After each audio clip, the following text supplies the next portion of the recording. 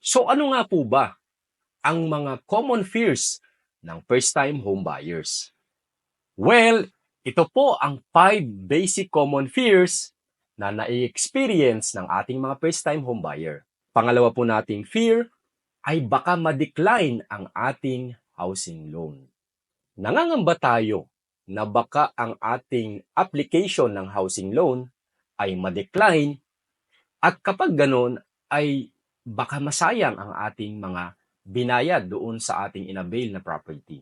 So normal po yan kasi syempre malaki po ang ating ilalabas na pera at yung pangamba natin na baka masayang lang ang ating ibabayad. Kaya naman nagdadalawang isip tayo kung mag-a-avail ba talaga tayo ng property. Para mabawasan ang pangamba na yan o mawala yung pangamba na yan, kailangan nating isalang-alang ang mga assurances para masigurado po natin ang approval ng ating housing loan. Una, ideally, dapat po ay first time tayong mag-housing loan. Pwede naman tayong magkaroon ng mga succeeding loan assuming malaki ang ating sahod at kaya pa po ng ating capacity to pay.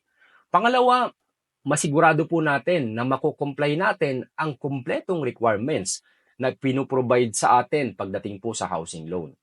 Pangatlo, yung sahod po natin ay qualified based po sa loan term na kukunin po natin sa atin pong housing loan. Pang-apat ay wala po tayong mga delinquent na loans. Kung pag-ibig ito, wala tayong mga delinquent na salary loan, multipurpose loan, or ibang klaseng loan. Or kung sa bank financing naman, wala tayong mga unpaid credit cards o mga loans na hindi nabayaran o hindi na natin talaga binayaran. At ang isa pa ay pagdating po sa marital status. Kailangan po ay kung tayo ay married, mapapapirma po natin ang ating asawa at ang property po kasi ay conjugal property. Kapag ito po ay na-insure ninyo na mako-comply po ninyo, itong na-share ko po sa inyo, ay mababawasan ang inyong pangamba na ma-decline ang inyong housing loan.